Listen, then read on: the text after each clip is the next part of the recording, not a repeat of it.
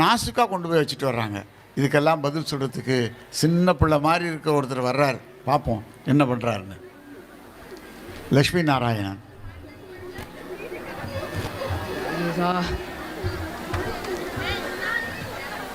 பூங்கமலத்தையனோடு மாலறியாத நெறியானே கோங்கலர் சேர் குவிமுளையாள் கூறா வெண்ணீராடி ஓங்கையில் சூழ் திரு ஆரூருடையானே அடியே நின் பூங்கழல்கள் அவையல்லாது எவையாதும் புகழேனே.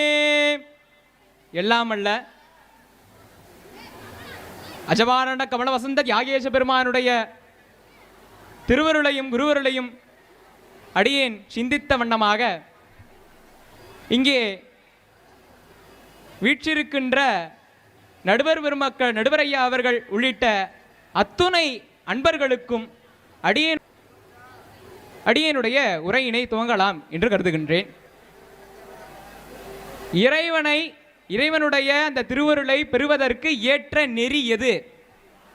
பக்தி நெறியா தொண்டு நெறியா என்ற வகையிலே தொண்டு நெறி இன்னும் பொருண்மையிலே பேசுவதற்கான ஒரு சந்தர்ப்பம், அற்புதமான வாய்ப்பு. அதில் ஒரு வார்த்தை நாங்கள் சொல்லிக்கிற விரும்புகிறோம். ஏன்னா எங்களுடைய அணி ஒன்றும் பக்தி நெறிக்கு எதிரானவர்கள் அல்ல. ஆனால் இவர்கள் ஒரு விஷயத்தை புரிந்து கொள்ள வேண்டும். என்னவென்று கேட்டால், எப்படி ஒரு ஆலமரத்திற்கு அதனுடைய வேர்தான் முக்கியமோ அதுபோல பக்தி நிலைத்து நிற்க வேண்டும் என்று சொன்னால் தொண்டு இல்லாமல் அது நிலைத்து நிற்காது. அது தொண்டு இருந்தால்தான் பக்தியால் நிலைத்து நிற்க முடியும். அது எப்படின்னு கேட்பாங்க. இதை வரேன், அதுக்கு தான். அப்பரடிகளை பற்றி எவ்வளோ அழகாக சொன்னாங்க. உங்களுக்கு ஒரு விஷயம் தெரியுமா? அந்த அப்பர் பெருமான் பாடியிருக்கார் நம்மூர் தேவாரத்தில், பொற்றிடங்கொண்ட நாத பெருமானுடைய தொண்டருக்கு தொண்டராம் புண்ணியமேனு அப்பர் சுவாமிகள் பாடின திருத்தலம். இங்கு 22 பதிகங்கள் நினைக்கிறேன் சுவாமிகள் அருளி செய்திருக்கார் நம்முடைய திருவாரூருக்கு. அவ்வளவு காதல். அப்பர் பெருமானுடைய அந்த தோற்றத்தை நம்ம பார்க்கும்போது சமயாச்சாரியார்கள் நால்வரிலே அவர் மட்டும் ஒவ்வொருவரும் ஒவ்வொரு தனித்துவமாக இருப்பாங்க. ஞான சம்பந்தர் கையில் பொற்றா அமைத்திருப்பார், அப்பர் பெருமான் உடவாரப்படிய வைத்திருப்பார். அவர் அதீத ஞானமுடையவர். அவர் இதெல்லாம் செய்ய வேண்டிய அவசியம் இல்லை. ஆனால் நமக்கெல்லாம் ஒரு முன்மாதிரியாக, நம்முடைய வினைகளை எல்லாம் நீக்கிக் கொள்வதற்கு ஒரு வழியாக உளவாரம் என்கின்ற ஒப்பற்ற ஒரு தொண்டு நெறியினை நமக்கு கற்றுக் கொடுத்து முன்மாதிரியாக விளங்கியவர் தான் அப்பர் சுவாமிகள். அப்ப அப்பர் சுவாமிகள் அதை செய்வதற்கு காரணம் என்னவென்று கேட்டால், இறைவனுடைய திருக்கோயிலை நாம் இறைவனாகவே கருத வேண்டும். மூர்த்தி தலம் தீர்த்தம் என்று சொல்லுவார்கள். தாயுமானவர் அற்புதமா சொல்லுவார், மூர்த்தி தலம் தீர்த்தம் என முறையினால் தொடங்கினோருக்கு ஒரு வார்த்தை சொல்ல சற்குருவும் வாய்க்கும்.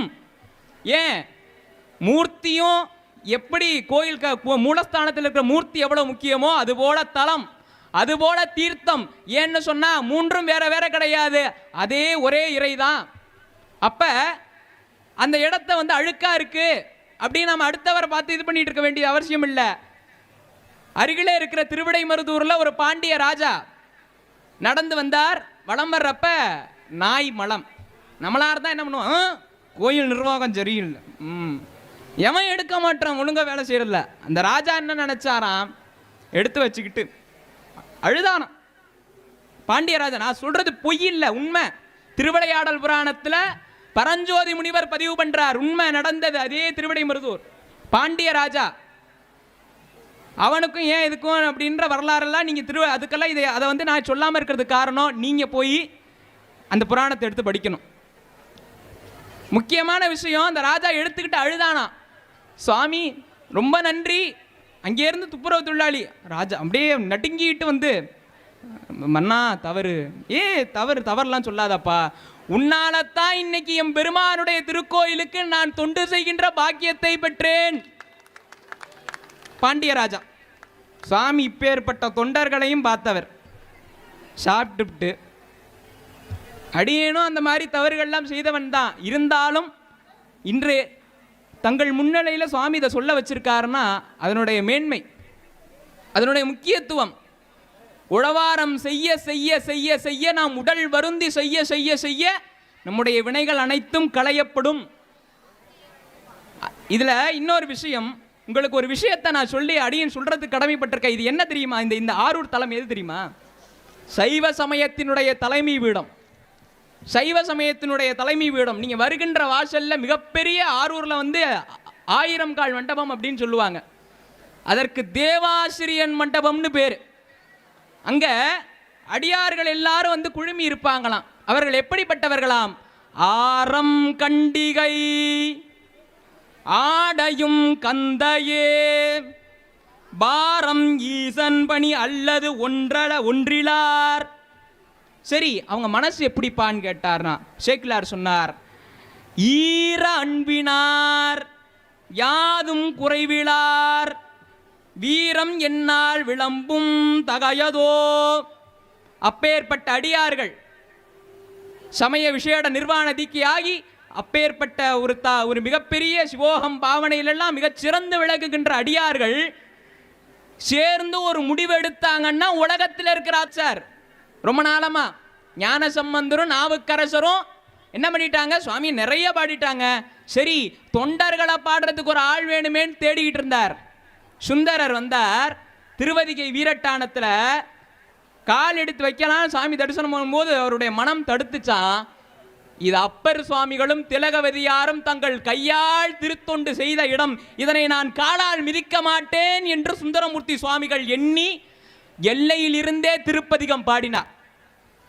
அதனால தான் யாருக்கும் கிடைக்காத ஒரு தனி சிறப்பு சுந்தரமூர்த்தி சுவாமிகளுக்கு எம்பெருமான் திருவடி தீட்சை கொடுத்து தன்னுடைய தொண்டர்களை பற்றி பாடக்கூடிய திருத்தொண்டர் தொகை பாடுவதற்கு இவன்தான் சரியான ஆள் என்று அவரை தேர்ந்தெடுத்து திருவாரூரிலே தில்லைவாழ் அந்தனர்தம் அடியார்க்கும் அடியேன் என்று அடியெடுத்து கொடுத்து எம்பெருமான் சாட்சாத் உங்கள் முன்பு அமர்ந்திருக்கின்ற எம்பெருமானே அடியெடுத்து கொடுத்து பாடச் சொன்னார்.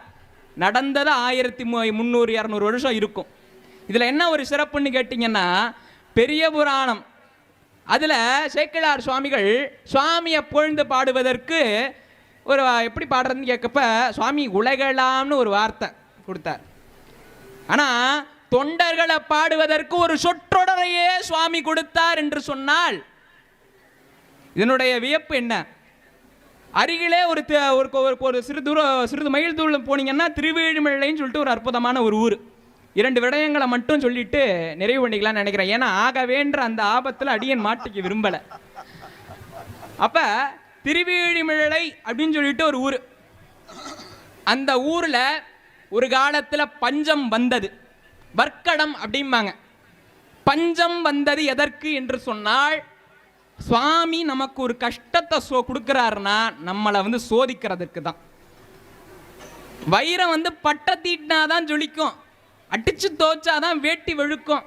அதுபோல நம்மளை சுவாமி துன்பங்களை கொடுப்பது நம்மளை எப்படி எதற்காகையா அதை சொல்லும்போது அழகாக சொல்லுவாங்க, நெருப்பில் எதை போட்டாலும் பொசுங்கி போயிடும், தங்கத்தை போட்டால் அது ஜொலிக்கும். அதுபோல நாம் தங்கங்களாக இருக்க வேண்டும், அவருடைய அடியை படுகின்ற அடியவர்கள் இருக்க வேண்டும் என்று சுவாமி கருதினார். அதனால தான் துன்பத்தை கொடுப்பார். அப்படி துன்பத்தை கொடுக்கின்ற போது பஞ்சம், சாப்பாடு வழி இல்லை. அப்போ என்ன பண்ணார்? ஆளுக்கு தினமும் ஒரு காசு. இன்னைக்கும் நீங்கள் போனீங்கன்னா விழிநாத பெருமானுடைய திருக்கோயிலில் அப்பர் பெருமான் படிக்காசு பெற்ற பீடம், ஞான சம்பந்த பெருமான் படிக்காசு பெற்ற பீடம் அப்படின்னு சொல்லிட்டு இருக்கும். இதில் என்ன ஒரு விஷயம்னு கேட்டால், அப்பர் சுவாமிகளுடைய மடத்திலே காலையில் 10 மணிக்கெலாம் சாப்பாடு, ஞான சம்பந்த சுவாமிகளுடைய மடத்தில் சாப்பாடு லேட் ஆகுது. என்னப்பா காரணம் அப்படின்னு கேட்டால், ஞான சம்பந்தருக்கு கொடுத்த காசில் தங்கத்தினுடைய அளவை விட செம்பு அதிகமாக இருக்குது. ஏன் அப்படின்னு கேட்டதுக்கு உடனே ஞான சம்பந்தர் பாட்டு பாடுறார், வாசி தீரவே காசு நல்குவீர் அப்படின்னு சொல்லிட்டு பாட்டு பாடுறார். வாசி தீரவே காசு நல்குவீர், இந்த என்ன குறை ஏன்னா ஏத்த இறக்கம் இருக்கு சாமி அப்படின்னு கேட்டதுக்கு சாமி சொன்னாராம், அப்பரடிகள் போல நீ தொண்டு செய்ய வேண்டும் என்பதனை உணர்த்துவதற்காக. சுவாமி இதை தெரிஞ்சிருக்க வேண்டிய அவசியம் இல்லை. தொண்டினுடைய மிக மேன்மையை சுவாமி ஞானசம்பந்தர் மூலியமாக எடுத்து காட்டுறதற்காக. இதனாலயா என்னன்னு தெரியல, ஒரு ஊருக்கு ஞானசம்பந்தர் போகிறப்ப அங்கே ஊரில் இருந்த அடியார்களுக்கெல்லாம் சொர நோய் வந்துருச்சான். சொர நோய் வந்துருச்சு. ஏன் அப்படின்னு கேட்டதுக்கு அவங்க பதில் சொன்னாங்களாம், முற்பிறவியில் நாங்கள் செஞ்ச தீவினை, முற்பிறவியில் நாங்கள் கொஞ்சம் நிறைய நாங்கள் தீவினை பண்ணிட்டோம், அதெல்லாம் வந்து வாட்டுது. அதுக்கு ஞானசம்பந்தர் அது ஒரு விதையை சொன்னார். என்ன தெரியுமா? அவ்வினைக்கு வினையாம் என்று சொல்லும் அகுதறிவீர், அகுதறிவீர், அகுதறிவீர், உய்வினை நாடாது இருப்பதும் உந்தமக்கு ஊனமன்றே அப்படின்னு சொன்னவர் அடுத்த வார்த்தை சொன்னார், கைவினை செய்து எம்பிரான் கழல் போற்றுதும் நாமடியோம் செய்வினை வந்தமை தீண்டப்பெறா திருநீலகண்டம், திருநீலகண்டம், நீலகண்டம், திருநீலகண்டம் அப்படின்னு சொன்னார். இதில் என்ன ஒரு விஷயம்னு கேட்டால், எம்பெருமானுடைய எப்படி என்ன இப்படி சொல்கிறதா உனக்கு அழகு, இது உனக்கு அழகே இல்லையேப்பா. இப்போ என்ன பண்ணுன்னு நேராக சுவாமிக்கு போய் கைவினை செய், உன் உடலால் உழைச்சி நீ வந்து செய்யணும். அப்படி நீ செஞ்சீங்கன்னா என்ன நடக்கும்? செய்வினை வந்து தீண்டப்பெறான்னு நீங்கள் வந்து செய்வினைனோ வேற ஏதோ செய்வினைன்னு நினச்சிக்க வேணாம். தமிழில் இது வந்து முக்காலத்தையும் உணர்த்தும். செய்த வினை, செய்கின்ற வினை, நீ செய்ய போகின்ற 3 வினையுமே எதுவுமே பண்ணாதுன்னு சுவாமி ஞானசம்பந்தர் 3 வயதிலேயே ஞானப்பாலினை உண்டருளிய ஞானசம்பந்தர் அறுதியிட்டு சொன்னார் என்று சொன்னால் அந்த தொண்டின் மேன்மை எப்படி. ஒரு 2 விஷயத்தை மட்டும் சொல்லிட்டு நிறைவு பண்ணிக்கிறேன். என்ன விஷயம்னு கேட்டால், அழகா சொன்னாங்க பூசலார் பற்றி. ஒன்னே ஒன்று மட்டும் கேட்குறேன், பூசலார் மனத்திலேயே இறைவனை பூஷித்தார் என்று சொன்னால் அது யோகம், அது இருக்கட்டும். அது எல்லாருக்கும் எளிதா? எல்லாருக்கும் எளிது கிடையாது. சும்மாவா சொன்னார் நம்முடைய திருமூலர் கள்ளப்புலனைந்தும் அப்படின்னு? கள்ளப்புலன்கள்னு சொன்னது காரணம் என்ன? ஒரு விஷயத்தை கண்ணு பார்க்கும் போதே காது ஏதோ ஒரு சத்தம் கேட்டுக்கிட்டு இருக்கு, அதை போய் பாரு அப்படிங்கும். இந்த பக்கம் ஏதோ வாசனை வரும், போ அதை போய் பாரு அப்படிங்கும். நல்லா இருக்கே, சாப்பிட்டு பார்த்தா என்ன, அது என்ன போய் தொடு என்று சொல்லி ஒரு இடத்தில் உட்கார்ந்து இறைவனை நினைப்பதற்கு இடமே கொடுக்காமல் இவை அனைத்தும் ஏதேதோ செய்து கொண்டே இருக்கும் நம்மளை. அதனால தான் கள்ளப்புலன்கள் அப்படின்னு சொன்னார். அப்போ அதிலிருந்து பக்தி பண்ணணும்னா என்ன வேணும்? தொண்டு செய்யணும். அவன் தொண்டு செய்யும் போது 5 புலன்களையும் சுவாமி திருவடியில் வச்சுக்கிட்டு, அதனால தான் தீட்சை கொடுக்கும்போது அந்த உபதேச மந்திரத்தை ஜெபிச்சுக்கிட்டே வந்து அவன் திருத்தொண்டு செய்யணும். உழவாரம் பண்ணும்போது அந்த உபதேச மந்திரத்தை ஜெபிச்சுக்கிட்டு பண்ணணும். பூ கட்டும் போது இதெல்லாம் எதற்கு என்று சொன்னால், இந்த தொண்டின் மூலம் அவன் உயர்வு கதி பெற வேண்டும் என்பதற்காக. அருபான் முன்மை என்ன பக்தி அணியினர் கேட்பாங்க, இப்படிலாம் பாடியிருக்காங்களேப்பா, என்ன மாணிக்க வாசகர் பாடியிருக்காரே, பாட என்ன எவ்வளவோ பக்தி செஞ்சு பண்ணியிருக்காங்களே என்று கேட்டால், ஒரு மிகப்பெரிய ஒரு உண்மையை சொல்ல வேண்டும் என்று சொன்னால், அருவான் முன்மை நாயன்மார்களும் சரி, 9 தொகையடியார்களும் சரி, அவர்கள் முற்பிறவியில் சாமுசித்தர்கள் எனப்படுவார்கள். சாமுசித்தர்கள் என்பவர்கள் முற்பிறவியில் செய்த சரிய கிரிய யோகம் என்கின்ற அந்த தவ நெறியினால் தான் அவர்களால் இறைவன் மீது அன்பு செலுத்துகின்ற அளவிற்கு அவர்களால் இப்பிறவியில் அந்த பயனை பெற முடிந்தது. அப்பர் சுவாமிகள் ரொம்ப அழகா சொல்லுவார், எந்தமா தவம் செய்தனை நெஞ்சமே பந்தம் வீடவை ஆயபராபரன் அந்த மிழ்வுகள் ஆரூர் அறநெறியம் சிந்தையுள்ளும் சிரத்துள்ளும் தங்கவே. எந்தமா தவம் செய்தனை நெஞ்சமே, நீ எவ்வளோ பெரிய தவம் செஞ்சியா அப்படின்னு கேட்க. அப்போ என்ன அர்த்தம்? தவம் செய்ய வேண்டும். தவம் என்பது திருத்தொண்டு, எல்லாமே திருத்தொண்டு தான். இந்த விஷயத்தை சொல்லி நிறைவு செய்கின்றேன்.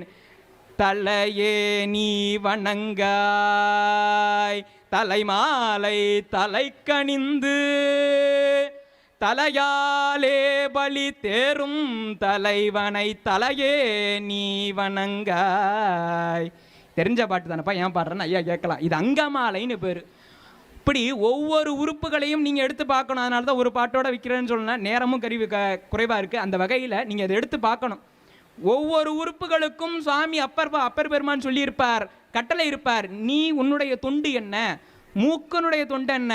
மூக்கே நீ முரளாய் முது காடுரை முக்கணனை வாக்கே நோக்கிய மங்கை மணாலனை மூக்கே நீ முரளாய் சொல்லியிருப்பார்.